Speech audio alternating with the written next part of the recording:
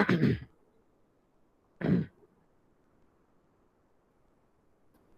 afternoon, students. Am I audible? Yes, sir. Okay. So this is our first class. So environmental studies, as you know, it's a credit class for 1 hour, and it has got one credit, 18 CIV 59. Okay. So it's a mandatory that you have to clear it, and also it comprises of 40 marks of the CIE and 60 marks of SEE. 40 marks for CIE and 60 marks for SEE, all of which is multiple choice questions. A single question carries four options. You have to take the right answer. So there are five modules in this class. So let us look at all of them one by one.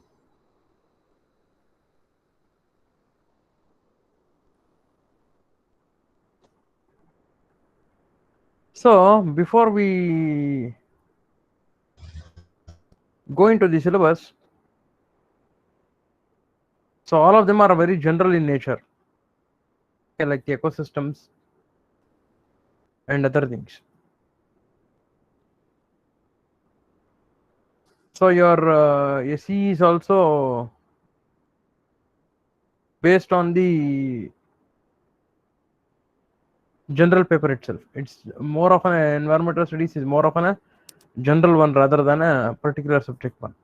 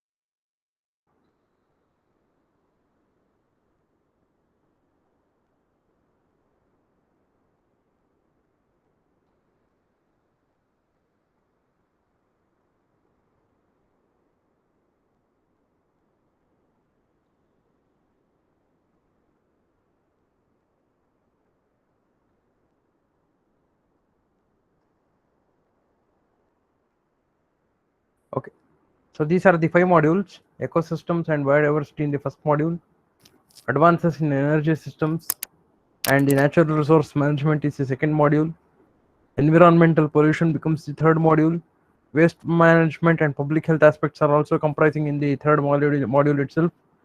The global environmental concerns comes under the fourth module, and the latest developments in our environmental pollution mitigation tools, that is concept and applications of remote sensing and GIS, how exactly it can be used in the environmental impact assessment, are being done in the fifth module, along with a small field work, that is visit to an environmental engineering laboratory or a green building or a water treatment plant or a wastewater treatment plant.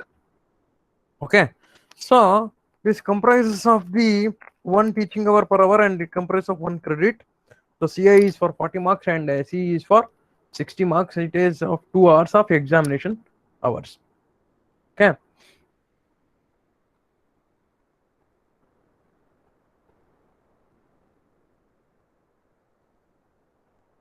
So coming to the first topic of today is the ecosystems.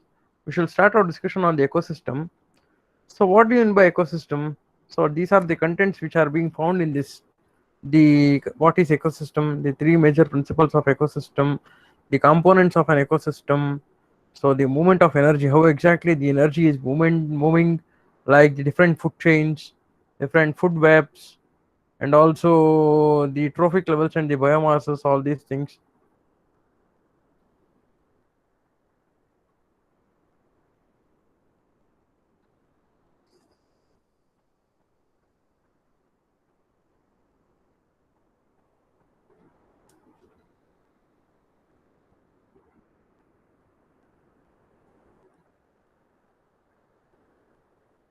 Okay, linkages and interactions in the ecosystems, how exactly it take place, and also finally the environmental limitation ecosystem development. So coming to the ecosystem, what is ecosystem? Ecosystem is a grouping of organisms that interact with each other and their environment in such a way to preserve the grouping. So simply defining the ecosystem, it is interaction of a particular species of organisms within themselves in the defined system. Okay, so human beings interact with their own human being itself. Okay, no human being will be having any interaction with other animals, so he will be doing it in a particular environment. So the combination or the grouping of organisms which who where they interact among oneself along with one another in their own environment, so that the environment is also preserved and also the grouping is also preserved, so that is called as a ecosystem. Okay, so you can see this is a small example, typical example of a pond ecosystem. You can see light is coming from the sun, so the energy is obtained from the sun, wherein in the form of light and heat. Light and heat are the two forms of radiations that are being obtained from the sun. There are many organisms that dwell in a ecosystem, pond ecosystem. You can see the rooted plants, you can see the zooplanktons, you can see the phytoplanktons, you can see the floating plants, herbivores, carnivores, and decomposers. So there are many bacteria and fungi. There are sediment containing nutrients. So all these things are present within their single water. Though all the plants do not have different waters for all of them, they're all preserved in a single environment, and also this single environment is preserved in such a way that they start interacting with each other.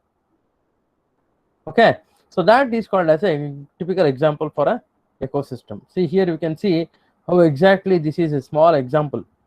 You can see through precipitation what happens is plants, they are the producers because they produce their own food with the help of chlorophyll.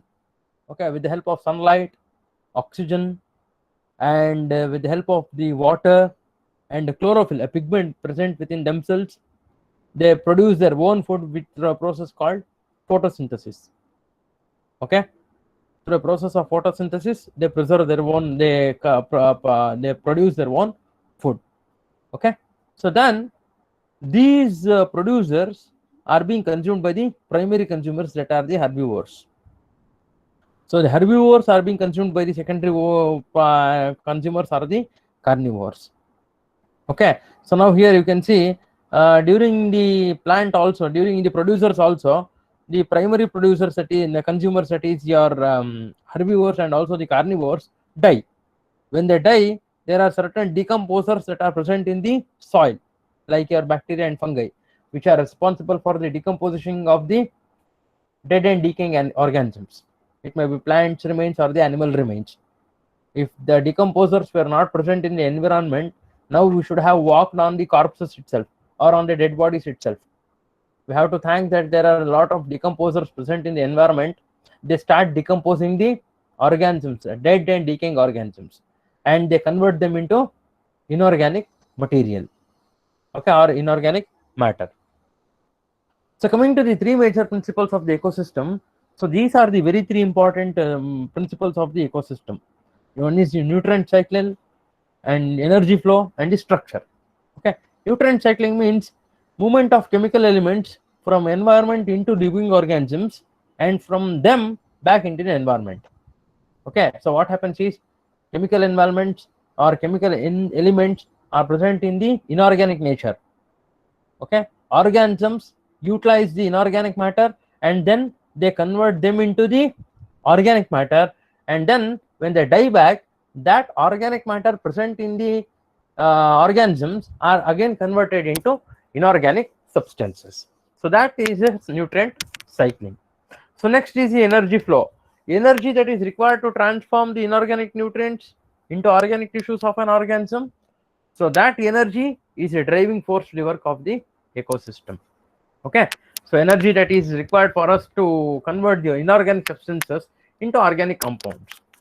Okay, so sunlight is one of the energy that is required for the plants. Okay, now the elemental iron is in form of inorganic iron. Okay, so that elemental iron are being converted into organic iron by the plants. Okay, when human beings consume that, we get iron and we enrich them.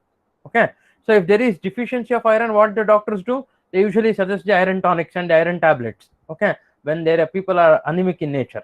Similarly, the structure, so all these things are a particular pattern of interrelationships. Okay, so the particular pattern of interrelationships that exists between the organisms in an ecosystem refers to the structure. Okay, human beings always has got any activity to do with the human beings itself. Human beings will not go and do any activity or any other things with the other organisms or animals. Clear? So you can see how nutrient cycling take place. The input is the solar energy. Solar energy. The solar energy is consumed by the algae and the other microbes. They produce the food and the oxygen and water, and that food is consumed by human beings, and he leaves the carbon dioxide, which is again utilized by the organisms. Okay, human beings releases the body wastes which are decomposed by the bacteria and convert them into nutrients in water, and again they are used by the algae. Finally, all of them release some energy in the form of heat. That is the output into the environment. Similarly, energy flow. Energy flow is also in a similar way itself.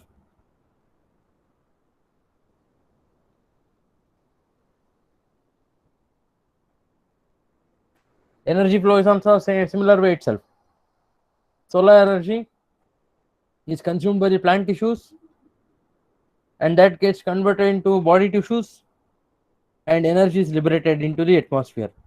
Sometimes even they converted into bacteria, which are utilized by the plant tissues.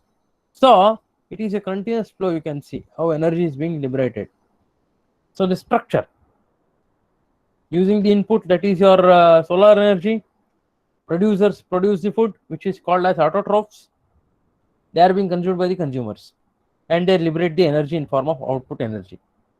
When they die, they decompose. Even the decomposers release amount of energy into the atmosphere. Okay, even the producers leave some amount of energy into the atmosphere.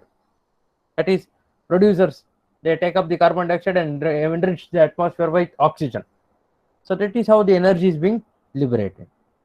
Okay, so here you can see ecosystem, how nutrient cycling, energy flow and structure takes place continuously. Okay, so the continuous line represents the mineral movement, that is nutrient cycles, and also the dotted lines represent the energy flow. Okay, so the producers, with the help of the sunlight, they produce the food. During the production also there is some amount of heat that is being liberated into the atmosphere. Okay, so the herbivorous plants or herbivorous animals consume the producers, and some amount of energy is being liberated, and the mineral matter or the nutrients are converted into, are transformed into the herbivores. Carnivores are being consumed by the herbivores. Carnivores consumes the herbivores, and also some amount of mineral matter is being taken up, and some amount of energy is being released.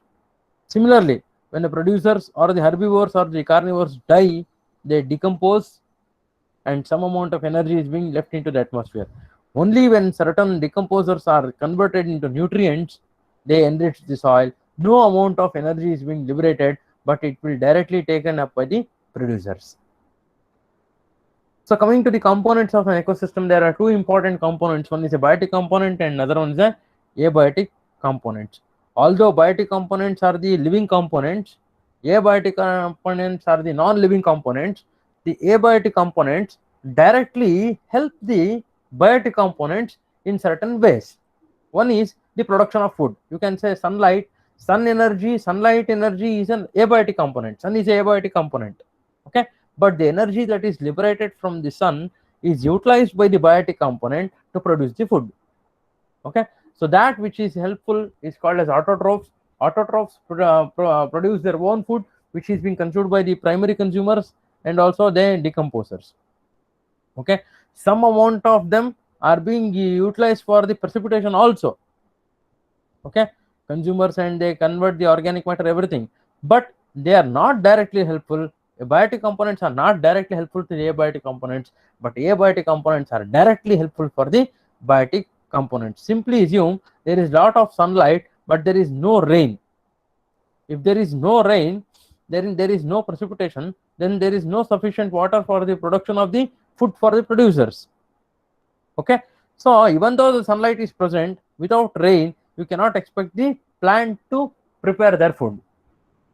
Okay, now if there is lot of precipitation taking place without sunlight, then the plants will cannot survive.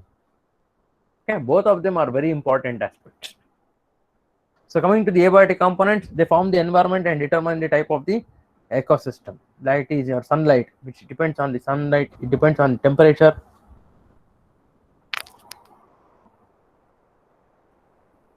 The nutrients, the rainfall, minerals, carbon, nitrogen, etc. And also the type of ecosystems that determines is the tropical rainforest, it may be desert, the tundra, the grassland. All these are dependent on the abiotic components.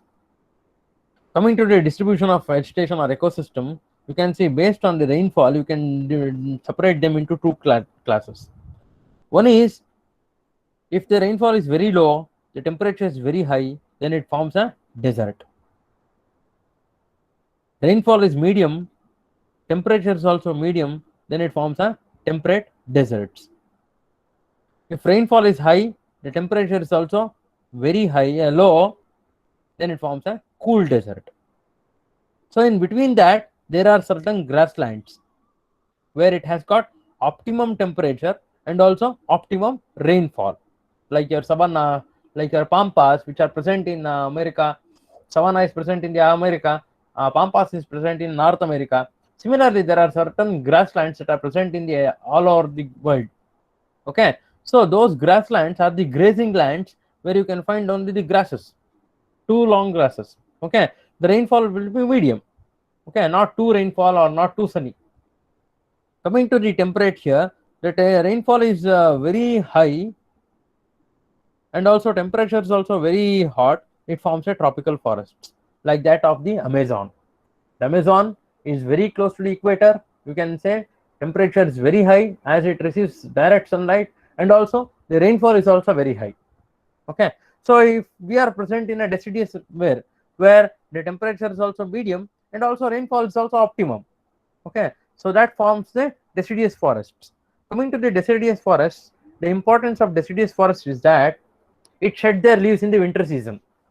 So that is called as a deciduous forests. This is a question which will be arised in your examination. Okay, deciduous forests are the ones where they shed their leaves in the winter season in order to avoid the transpiration. So coming to the coolest regions, it forms the spruce fir forest, those that are found in the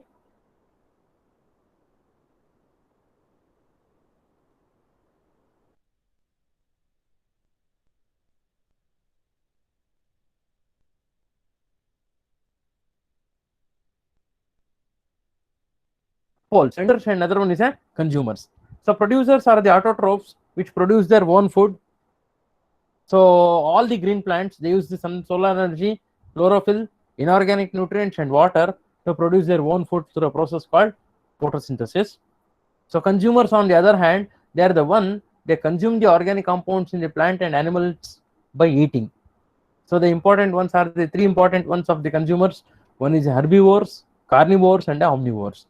Okay, plant feeders, carnivores are the meat eaters, and omnivores are the general feeders which depend on both.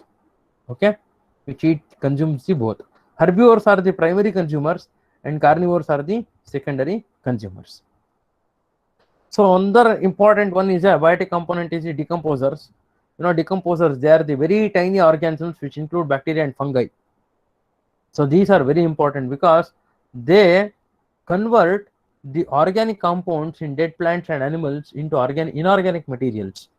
So they are responsible for the continual recycling of chemicals within the ecosystem to maintain the nutrient cycle. Okay, so if these bacteria and fungi were not present in the atmosphere, then the organic compounds in the dead plants and animals would have not got converted into inorganic materials. So then we had to, then there was lot of, you can just see in the small, if a small dog or anything dies in a road, you can see the smell, how much it smells. Similarly, if the decomposers are not present, then that smell is obtained because the organic material is being converted into inorganic materials. The process of conversion of organic material into inorganic materials releases that amount of smell. Okay, so if that was not present, then we should have walked on the corpses or the dead bodies itself till now. So this is a small example for your ecosystem. See, the producers produce their own food, which are being eaten by the fish and the other plants. There are some producers which are phytoplankton. There are some primary consumers, the zooplanktons. The secondary consumers are the fish, which in turn the tertiary consumers are the turtles. Lot of their sediments are being dissolved, the chemicals are being released, they get dissolved in the water, and also there are excreta that are being left from the organisms, which forms the sediments. Those excreta are being decomposed by the bacteria and fungi. Okay, so coming to the biotic components and the food chain, you can see solar energy is a primary one. Using the solar energy, the producers which are present in the first trophic level produce food. Some amount of energy is being liberated. Using this plants, the producers, they are being consumed by the primary consumers that are herbivores, which represents the second trophic levels. Again, these secondary consumers are being consumed by the secondary consumers. Primary consumers are being consumed by the secondary consumers. They represent the third trophic levels, and secondary consumers are being consumed by the tertiary consumers, which becomes the top carnivores, forms the fourth trophic level. Initially, on all the times, there are some amount of heats that are being liberated. When all of these plants and animals die, they decompose, wherein no amount of energy is being liberated. Okay? So I think I'll stop my discussion here. From next class, I'm going to continue on the food chain, food webs, and the trophic levels, biomass, and biomes. If you have got any questions, you can ask me now.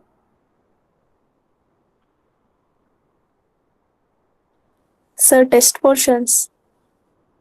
Test we shall. I'm going to discuss the test portions in the next week. Okay. Initially, I don't think we'll have a test now in this time. So let us see. Next week, I'm going to let you know. Anyhow, if there is anything test, then I'm going to let you know.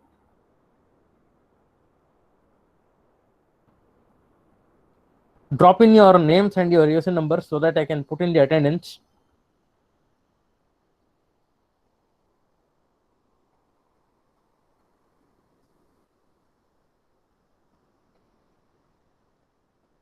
Of course, these are the very general topics. You have studied all of them in your elementary classes up to your second QC. Up to your SLC, you have studied all these things, but this is the brush up for all of you people.